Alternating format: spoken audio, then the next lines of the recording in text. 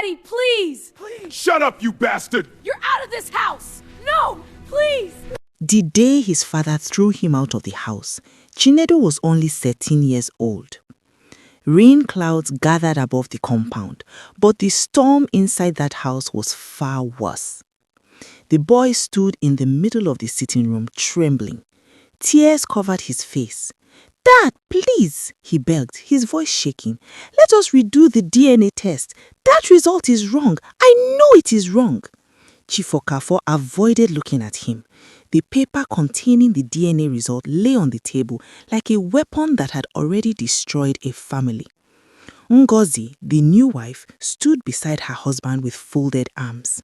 Her lips curved slightly. "You are still talking," she said sharply, "after proof has come out?" Chinedu turned to her desperately. "Mama, please, I did nothing wrong." She laughed dryly. "Who is your mama? Don't call me that." The boy fell to his knees. "Dad, you raised me. You know me. My mother would never cheat on you. Please, let us test again." Chief Okafor's face hardened. The pain of betrayal burned inside him. "Enough!" he thundered. His voice shook the room. "I have been disgraced already. Must you continue?" Chinedu crawled closer. "Daddy, I am your son." Before he could touch him, Ngozi stepped forward quickly. "Don't listen to him," she whispered to her husband. "These children of nowadays know how to manipulate emotions." She grabbed Chinedu's arm. "Stand up and leave this house."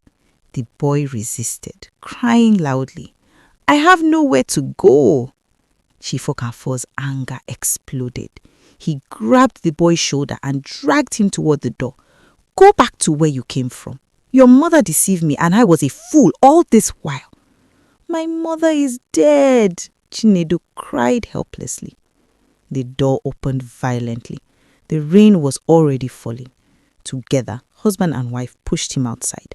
Chinedu held the door frame, refusing to let go. "Dad, please, just one more test, please." Chief Okafor pried his fingers away one by one. "Leave." Ngozi gently pushed him too, pretending sadness. "Go and find your real father," she said softly, but a hidden smile flashed across her face. The door slammed shut. The sound echoed like judgment. Chinedu stood in the rain, abandoned. For several minutes, he did not move. Water soaked his clothes.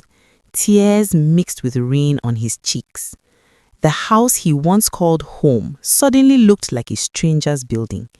Slowly, he picked up his small bag and began walking. He did not know where he was going. He only knew he could not stay there. His legs carried him to his best friend's house. Emeka had been his closest friend since primary school. If anyone would help him, it had to be Emeka.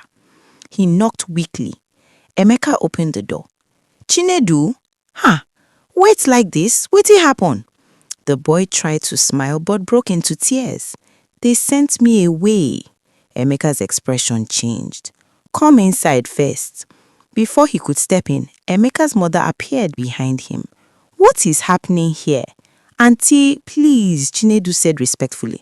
"I need somewhere to stay, just for some days." The woman stared at him. She knew his mother very well. They attended the same village meetings. Some women had always been envious of Chinedu's mother because she stood out. Her husband, a very rich man, had always stood by his wife even during the 4 years of barrenness before they were blessed with Chinedu. For a moment, sympathy appeared in her eyes. Then fear replaced it. She sighed. "My son, this matter is a family problem. I cannot involve myself." "Auntie, please," he whispered. She shook her head. "If your father sent you away, there must be a reason." Her words cut deeper than knives. "But you know my mother," he said quietly. She looked away. "I am sorry." The door closed gently. Chinedu remained outside. Even his best friend was unhappy, but could not help him. Night approached. Cars passed. People hurried home. But nobody noticed the boy walking alone. Eventually, he reached a bridge at the edge of town. He sat underneath it. Darkness surrounded him. Hunger twisted his stomach. For days before he was thrown out, his stepmother had refused to give him food. Yet he did all the cleaning, mopping and laundry without eating. His father did not notice.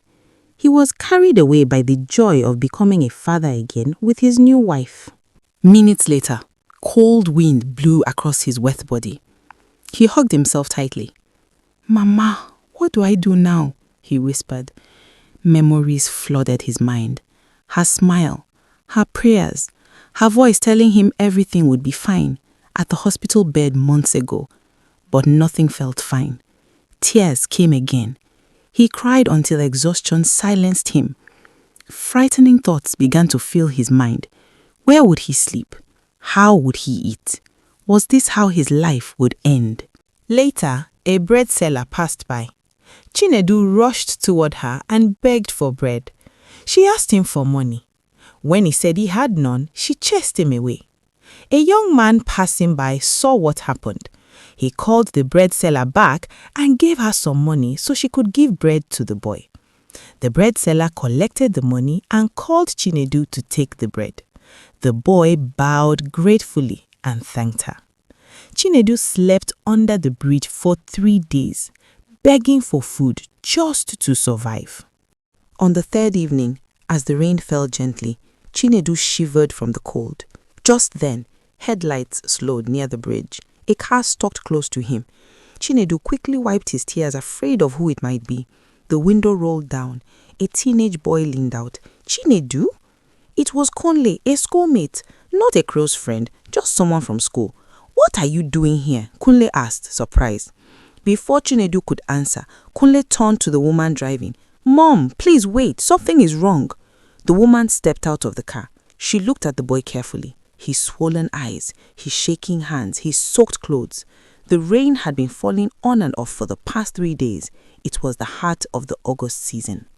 "My son," she said gently, "what happened to you?" Chinedu hesitated. Then everything poured out.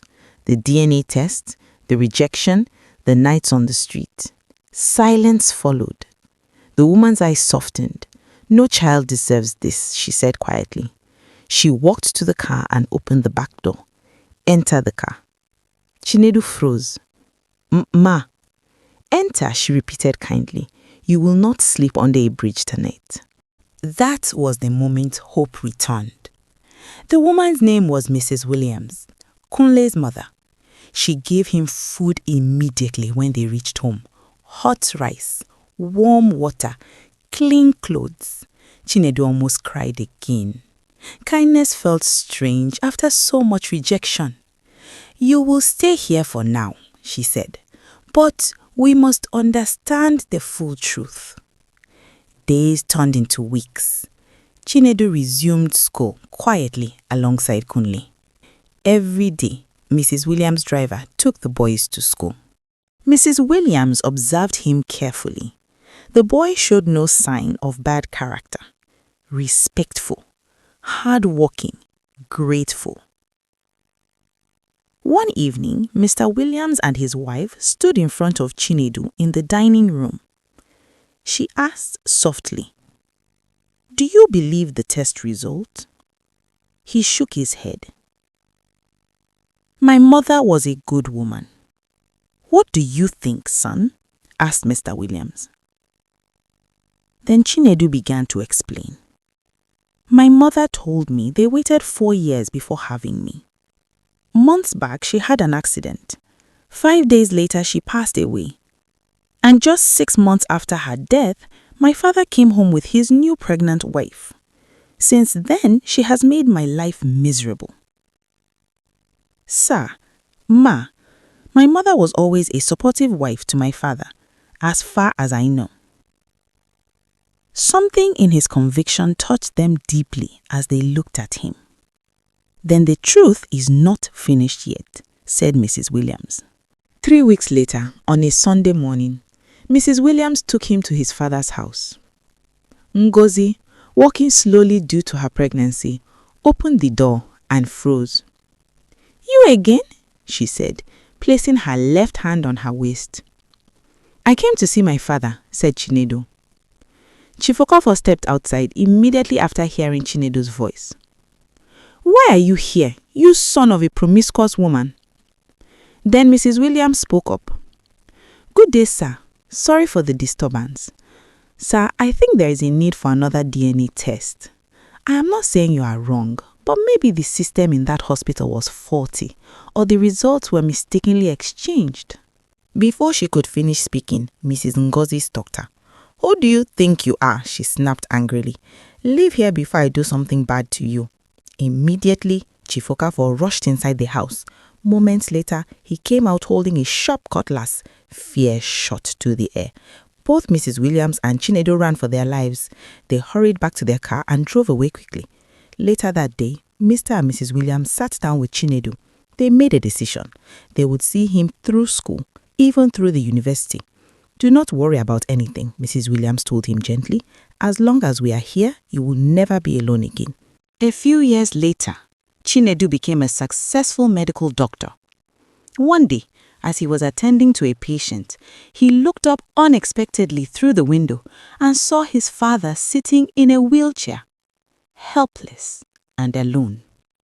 His father looked tired, older, haunted. One of his legs had been amputated.